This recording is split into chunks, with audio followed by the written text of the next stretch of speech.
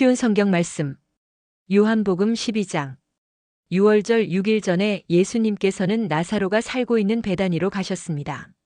나사로는 예수님께서 죽은 자 가운데서 살리셨던 그 사람입니다.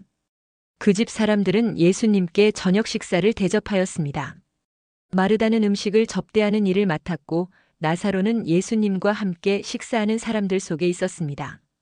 마리아가 매우 비싼 나드 향유 약 그램을 가져와서 예수님의 발에 붓고 자기의 머리카락으로 그 발을 닦았습니다. 그러자 그 향기가 온 집안에 가득하였습니다. 예수님의 제자 중 한 사람인 가룟 사람 유다가 그곳에 있었습니다. 그는 나중에 예수님을 배반할 사람이었습니다. 유다가 말했습니다. 이 향유를 팔아 그 돈을 가난한 사람들에게 나누어 주는 것이 좋지 않은가? 이것은 300데나리온에 해당하는 값비싼 것인데 말이야. 그러나 유다가 정말로 가난한 사람들을 생각해서 이 말을 한 것은 아니었습니다. 그는 도둑이었기 때문에 이런 말을 한 것입니다. 그는 돈주머니를 관리하는 사람이었는데 종종 돈주머니에서 돈을 제 마음대로 꺼내 쓰곤 하였습니다. 예수님께서 말씀하셨습니다. 이 여자가 하는 대로 내버려 두어라. 마리아는 내 장례를 치를 나를 위해 이 향유를 준비해 둔 것이다. 가난한 사람들은 너희와 항상 함께 있겠지만 나는 너희와 항상 함께 있지는 않을 것이다. 유대인들이 예수님께서 베다니에 계시다는 소식을 들었습니다. 그래서 그들은 예수님만이 아니라 예수님께서 죽은 자 가운데서 살리신 나사로도 보려고 크게 무리를 지어 그곳으로 왔습니다. 그러자 대제사장들은 나사로까지 죽이려고 모의하였습니다. 이렇게 그들이 나사로를 죽이려고 하는 것은 나사로 때문에 많은 유대인이 예수님께 가서 그분을 믿었기 때문입니다. 다음 날 유월절을 지키러 온 많은 무리들은 예수님께서 예루살렘으로 오신다는 소식을 들었습니다. 그들은 손에 종려나무 가지를 들고 예수님을 맞으러 나갔습니다. 그리고 외쳤습니다. 호산나! 주님의 이름으로 오시는 자에게 복이 있을 것이다. 이스라엘의 왕에게 복이 있을 것이다.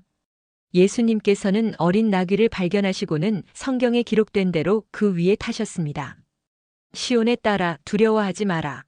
보아라, 너의 왕이 오신다. 그분은 어린 나귀를 타셨다. 예수님의 제자들은 처음에 이 말씀을 깨닫지 못했습니다.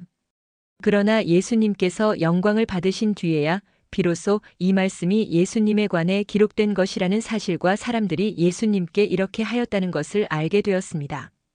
예수님께서 나사로를 무덤 밖으로 불러내시고 그를 죽은 자 가운데서 다시 살리실 때 예수님과 함께 있던 많은 군중들은 계속해서 예수님께서 행하신 일을 증언하였습니다. 이처럼 많은 사람이 예수님께서 행하신 이 표적에 대한 소문을 들었기 때문에 예수님을 맞으러 나왔던 것입니다. 그래서 바리새인들은 자기들끼리 이렇게 말했습니다. 보시다시피 우리 계획은 하나도 성공을 거두지 못했습니다. 온 세상이 저 사람을 따르고 있지 않습니까? 6월절에 예배드리기 위해 예루살렘에 온 사람들 중에 그리스 사람들이 덜어 있었습니다. 이 사람들이 갈릴리 벳세다 출신인 빌립에게 와서 요청했습니다. 선생님, 우리가 예수님을 뵙고 싶습니다. 빌립이 안드레에게 가서 말하였고 안드레와 빌립은 다시 예수님께 그 말을 전했습니다. 예수님께서 그들에게 대답하셨습니다. 인자가 영광을 받을 때가 왔다. 내가 너희에게 진리를 말한다. 밀알이 땅에 떨어져 죽지 않으면 한 알 그대로 있지만 죽으면 많은 열매를 맺는 법이다. 자기 목숨을 사랑하는 사람은 목숨을 잃을 것이지만 이 세상에서 자기 목숨을 미워하는 사람은 영원히 목숨을 보존할 것이다. 누구든지 나를 섬기려면 나를 따르라. 내가 있는 곳에 나를 섬기는 사람도 있을 것이다. 나를 섬기는 사람은 내 아버지께서 높이실 것이다. 지금 내 마음이 무척 괴로우니 무슨 말을 하겠습니까? 아버지, 이 때를 벗어나게 해주십시오. 아닙니다. 나는 이 일 때문에 이 때에 온 것입니다. 아버지, 아버지의 이름을 영화롭게 하소서. 그때 하늘로부터 내가 이미 영화롭게 하였고 또다시 영화롭게 할 것이다라는 소리가 들렸습니다. 곁에 서서 이 소리를 들은 많은 사람이 천둥 소리가 들렸다고 말했습니다. 그러나 그 사람들 중에는 천사가 그에게 말하였다라고 하는 사람들도 있었습니다. 예수님께서는 이렇게 대답하셨습니다. 이 소리는 나를 위해서가 아니라 너희를 위해서 들린 것이다. 이제 이 세상을 심판할 때가 되었다. 이제 이 세상의 통치자가 쫓겨날 것이다. 내가 땅에서 들려 올라가게 되면 나는 모든 사람을 내게로 이끌 것이다. 예수님께서 이런 말씀을 하신 것은 자신이 어떤 식으로 죽을 것인가를 보이려는 것이었습니다. 군중은 이 말을 듣자 이렇게 말했습니다. 우리는 율법에서 그리스도가 영원히 계실 것이라고 들었습니다. 그런데 당신은 어떻게 해서 인자가 들려야 한다고 말씀하십니까? 당신이 말씀하시는 인자란 도대체 누구입니까? 그러자 예수님께서 대답하셨습니다. 빛이 잠시만 더 너희와 함께 있을 것이다. 빛이 있을 때에 다니면 너희는 어둠에 사로잡히지 않을 것이다. 어둠 속에서 다니는 사람은 자기가 어디로 가는지 모른다. 빛이 너희에게 있을 동안 빛을 믿어라. 그러면 너희는 빛의 아들이 될 것이다. 예수님께서는 이 말씀을 하시고 그들을 떠나 숨으셨습니다.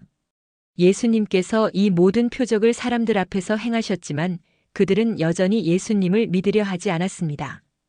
이것은 이사야 예언자의 말씀이 이루어진 것입니다. 주님이시여, 우리가 전한 것을 누가 믿었습니까?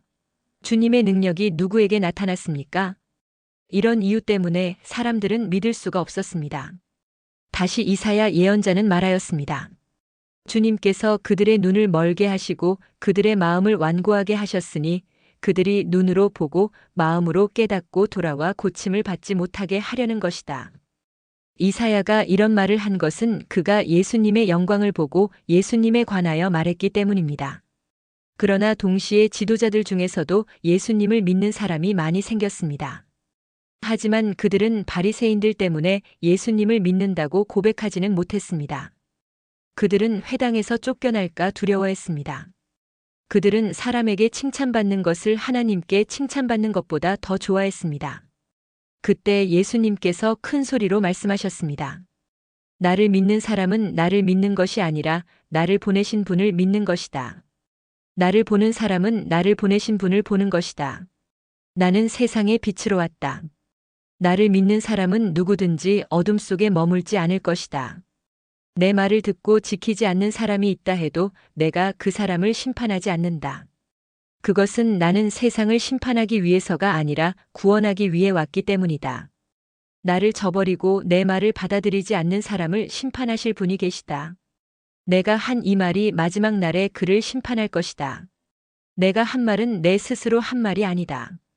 나를 보내신 아버지께서 무슨 말을 해야 할지 또 어떻게 말해야 할지를 내게 명령하셨다. 그리고 나는 그분이 하신 명령이 영생이라는 사실을 안다. 그러므로 내가 말하는 것은 무엇이든지 아버지께서 내게 그렇게 말하라고 말씀하신 것이다.